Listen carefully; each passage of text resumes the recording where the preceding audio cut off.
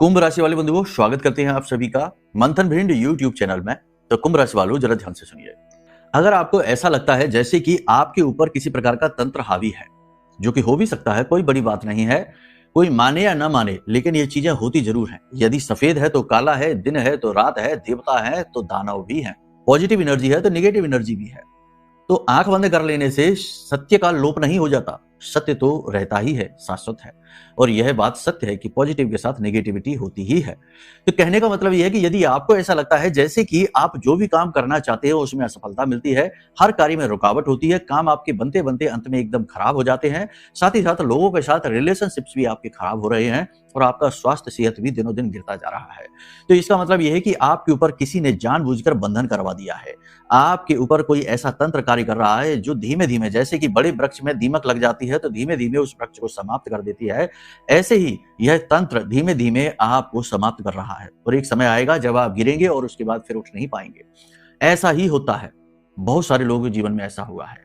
तो आप इससे कैसे बचेंगे? इससे बचने के दो तरीके हैं। पहला तरीका तो यह है कि आप अपनी कुंडली दिखाइए, क्योंकि कुंडली में कुछ ऐसे योग होते हैं, जैसे शापित दोष होता है, शनि और राहु से पिशाच योग बनता है, मंगल अंगारक या गुरु चांडाल होता है।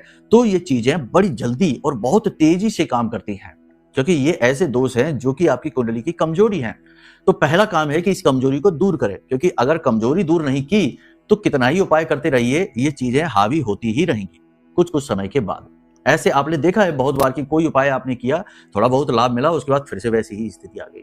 तो कुंडली आकलन कराएंगे तो पहले दोषों का निवारण होगा, यानी आपकी स्वच्छता हो जाएगी। अब करते हैं बात उपाय की। तो सबसे शक्तिशाली उपाय है, आप ध्यान से सुनिए, ब्रह्मास्त्र विद्या मां बगलामुखी हमारी आराध्य देवी है, इनसे जुड़ा है। किसी भी शनिवार के दिन आपको पीतल की थाली लेकर पूजा घर में जाना है और उसमें हल्दी से लिखना है मां बगलामुखी, और मिट्टी के 9 दीपक चाहिए, उसी थाली में चारों तरफ जमा लेना और उनमें गाय का घी डालकर उन दीपकों को प्रज्वलित करना है। और वहीं पर बैठकर आपको इस मंत्र का उच्चारण करना है। ओम ह्लीम ऐं श्रीं क्लीं श्री बगलानने मम रिपोनि नाशै नाशै ममेश्वर्याणि देहि देहि शीघ्रम मनवांछितम कार्य साधय साधय ह्लीं स्वाहा। इस मंत्र का 10 से 15 मिनट आपको उच्चारण करना है। उसके बाद आपको माई से निवेदन करना है कि माई आपकी रक्षा करे, आप उनकी शरण में हैं, और उसके बाद आप वहां से उठ जाइए।